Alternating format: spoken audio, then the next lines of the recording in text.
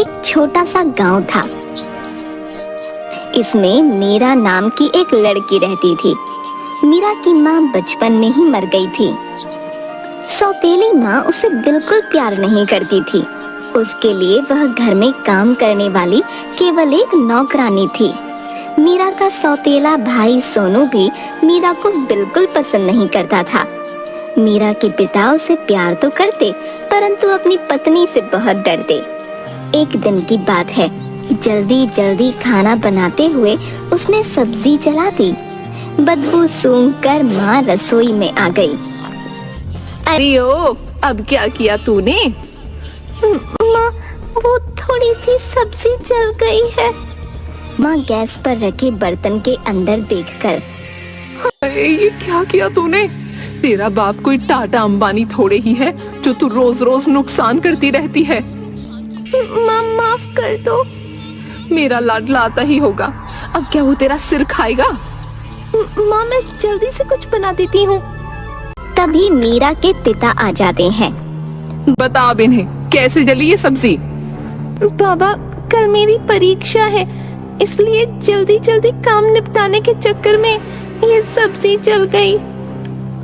और पढ़ा लो इसे। मैं कहती हूँ इस बार के बाद इसकी पढ़ाई बंद। पढ़ ली जितना पढ़ना था, अब घर के काम ढंग से सीखे। पर मैं आगे पढ़ना चाहती हूँ। हाँ हाँ, तेरी आगे की पढ़ाई का खर्च कौन करेगा? इतनी मुश्किल से तो घर का खर्च चल पा रहा है। तू क्या हमें भूखों मारना चाहती है? पर मैंने कह दिया ना, अब ये नहीं पढ़ेगी। तभी बाहर के कमरे से मीरा के भाई सोनू की आवाज आती है। ओ माँ, कहाँ हो? उसकी आवाज सुनकर माँ कमरे में जाती है।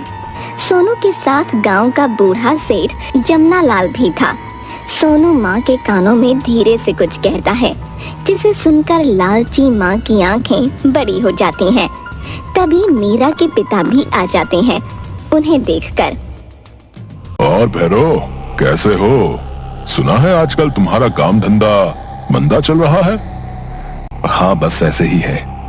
तभी मीरा की माँ जोर से चिल्लाती है, मीरा, अरे ओ मीरा, देख सेठ जी आए हैं, जल्दी से बढ़िया सी चाय बना कर ला। सुनिए जी, सेठ जी मीरा को बहुत पसंद करते हैं, उससे शादी करना चाहते हैं, और इनसे अच्छा लड़का हमें कहाँ मिलेगा? क्या कह रही हो? तुम्हें ये बुढ़ा कहाँ से लड़का दिखता है? ये 5 बार शादी कर चुका है। इसके 3 बच्चे तो मीरा से भी बड़े हैं। उम्र में जमनालाल मुझसे भी बड़ा है। मैं अपनी फूल सी बच्ची इस कपटी को नहीं दूंगा। अबे, मुझे बुढ़ा कहता है? तेरी हैसियत क्या है? पूछ अपने सोनू से, पूरे 10,000 देने का वादा किया है इससे। मेरे घर से अभी इसी समय निकल जाओ।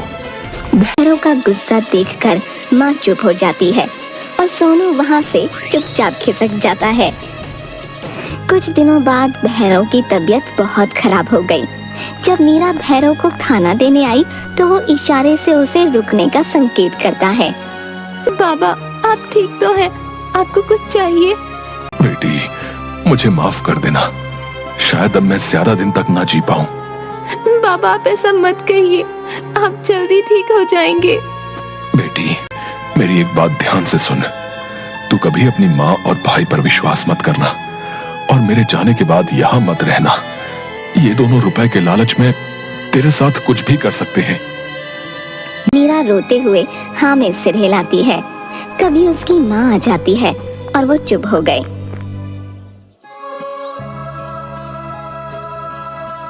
सुबह जब मीरा उठती है तो उसे माँ के रोने की आवाज आती है। उसने भागकर कमरे में जाकर देखा। उसके पिता अब इस दुनिया को छोड़कर चले गए थे। मीरा, माँ और सोनू ने रोते हुए भैरव को अंतिम विदाई दी।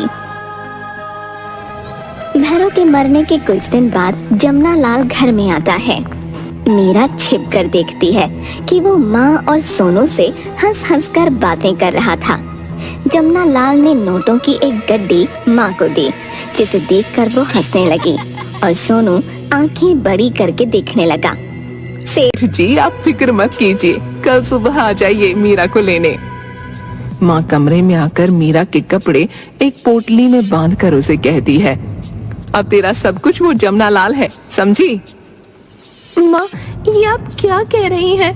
वही जो तूने सुना। अब तो कोई राजकुमारी तो है नहीं जो तेरे लिए कोई राजकुमार आएगा। तू सोच ले, तेरे नसीब में ये बुढ़ा राजकुमार है। और सुन, वहाँ जाकर हर महीने रुपये भेजती रहना। मैंने जमुना लाल से सब बातें कर ली हैं, वो हर महीने हमें खर्चा देगा। माँ वहाँ से चली गई, पर मीरा के पैरों तले जमीन खिसक गई। उसे अपने पिता की कही हुई बात याद आ गई। रात को जब सोनू और माँ खर्राटे भरने लगे, मीरा अपने कपड़ों की पोटली लेकर खिड़की में से भाग गई। सड़क की तरफ उसे एक ट्रक खड़ा दिखाई दिया। वो उसमें पीछे की तरफ चढ़कर छिप कर बैठ गई। थोड़ी देर में ड्राइवर ने गाना गाते हुए ट्रक चलाया। ओ मैं निकला ओ गड्डी लेके ओ सड़क पे ओ एक मोड़ आया ओथे गड्डी छोड़ आया ओए। वो बहुत तेज गति से ट्रक चला रहा था। मीरा बहुत डर रही थी। कुछ देर बाद ट्रक एक गोदाम में जाकर रुका। मीरा ने छिप कर देखा, वहाँ बहुत से चोर लुटेरों की भीड़ लगी थी। उनके हाथों में चाकू, डंडे तथा शराब की बोतलें थीं। वो बहुत घबरा गई। हेलो उस्ताद जी, मैंने अपना काम कर दिया है, अब ये ट्रक तुम्हारा। आदमी चाबी लेकर हंसता है। और ध्यान से भाई, पूरा ट्रक माल से भरा है। इस बार सही माल हाथ लगा है। और मैं निकला हो गड्डी लेके और सड़क पे एक मोड़ आया और गड्डी छोड़ आया। गाता हुआ वहाँ से चला गया। हाँ भाई, आ जाओ सब, ट्रक को अभी खाली करना है। बस उस्ताद जी, थोड़ी चढ़ाकर अभी आते हैं। सुनकर मीरा बहुत डर गई। जब सब शराब पीने लगे, मौका देखकर वो ट्रक से उतरकर छिपते हुए गोदाम से बाहर निकल गई। हाथ में पोटली लिए वो रात के अंधेरे में शहर में भटकने लगी। किसी को सामने से आता देखती तो छिप जाती। वो चलते हुए एक बहुत बड़े होटल के सामने पहुंची। वहाँ बहुत सी गाड़ियाँ खड़ी थीं। तभी चौकीदार डंडों से कुत्तों को भगाते हुए वहाँ आया। उसे देखकर मीरा गाड़ियों के बीच में छिप गई। चौकीदार बार बार आ जा रहा था। उसे कुछ समझ नहीं आया। उसने गाड़ियों के दरवाजे चेक किए तो एक गाड़ी का पिछला दरवाजा खुल गया और वो उसमें घुसकर छिप गई। कुछ देर बाद उस गाड़ी का मालिक आ गया और उसे चलाने लगा। रास्ते में उसे पीछे की सीट पर कुछ गड़बड़ लगी। उसने पीछे मुड़कर देखा तो कोई नहीं था। फिर अचानक छींकने की आवाज आई तो वो चिल्लाया। कौन है? कौन है वहाँ? बाहर निकलो, नहीं तो पुलिस को कॉल करता हूँ। नहीं नहीं, पुलिस को मत बुलाइए। कौन हो तुम और मेरी गाड़ी में कैसे आई? मीरा ने कुछ नहीं कहा। सुना नहीं तुमने मैंने क्या कहा? मीरा ने घबराते हुए पूरी बात उसे बता दी। तुम यूँ आधी रात को अपने घर से भाग आई और ऐसे मेरी गाड़ी में छिप गई। तुम्हें डर नहीं लगता? लगता है, पर मेरे पास कोई और चारा नहीं था। वो जमुना लाल पता नहीं मेरे साथ क्या करता। आप गाड़ी रोक दीजिए, मैं चली जाती हूँ। कहाँ जाओगी? यहाँ तुम्हारी जान पहचान का है कोई? नहीं, कोई नहीं है। आप परेशान मत होइए, मैं देख लूंगी। क्या देख लूंगी? मुझे एक जगह पता है, वहाँ छोड़ देता हूँ। तुम्हें कोई काम वाम आता है? मीरा नामे से हिला देती है। अनिल उसे वुमेन हॉस्टल ले जाता है।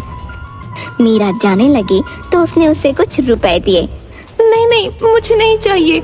रख लो, वैसे भी ज्यादा नहीं है। और हाँ, मैं कल सुबह 10 बजे तुम्हें यहीं मिलूंगा।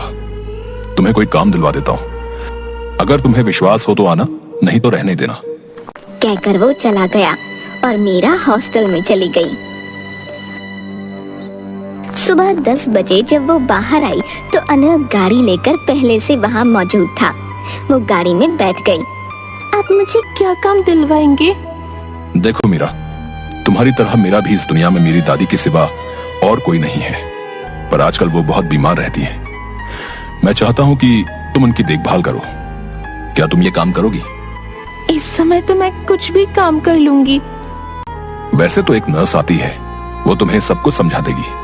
और हाँ, तुम वहाँ रह भी सकती हो। गाड़ी एक आलीशान बंगले के सामने जाकर रुकी। मीरा ने इतना बड़ा घर पहले नहीं देखा था। अनिल अंदर जाकर एक नर्स से मीरा को मिलवाता है। ये मीरा है, आज से दादी के साथ रहेगी। आप इसे सब समझा दीजिए। कहकर वो चला गया। नर्स उसे दादी से मिलवाती है। मीरा दादी की मन से सेवा करती है, उन्हें समय पर दवा देती है, खाना खिलाती है, उनसे बातें करती है। एक दिन दादी आप कैसी हैं? मैं बिल्कुल ठीक हूँ। ये मीरा है ना, अब मुझे बीमार ही नहीं होने देती। अच्छा दादी, मुझे देर हो रही है, मैं आपसे बाद में मिलता हूँ। उसके जाने के बाद मीरा दादी को बताती है कि उनका पोता अपना बैग वहीं भूल गया है। दादी, ये बैग तो यहीं रह गया। जरा खोल तो इसमें क्या है। बैग नोटों से भरा था। इसमें तो लाखों रुपए लगते हैं। सुन मीरा, इन्हें चुपचाप तू रख ले, तेरा जीवन संवर जाएगा, किसी को कुछ नहीं पता चलेगा। नहीं नहीं दादी, ये आपके पोते अनिल की कमाई है। आप भी ना कैसी बातें करती हो, वो परेशान हो रही होंगे।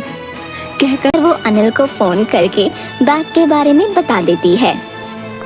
शाम को अनिल बैग लेने आता है तो दादी उससे कहती है, बेटा एक बात कहूँ तो बुरा तो नहीं मानेगा। कहिए ना दादी। मैंने तेरे लिए एक लड़की देखी है। मैं कुछ समझा नहीं। तू मीरा से शादी कर ले। इससे अच्छी और प्यारी लड़की न मैं ढूंढ सकती हूँ और न तू। अगर तुझे कोई एतराज न हो तो। दादी पर मीरा की अपनी पसंद है, वो भला मुझे क्यों? तभी मीरा आ जाती है। इसे मैं पहले से ही अपने मन की बात बता चुकी हूँ। अगर तुम दोनों तैयार हो तो मेरा आशीर्वाद ले लो। दोनों हमें सिर हिलाते हुए दादी के पैर छूते हैं।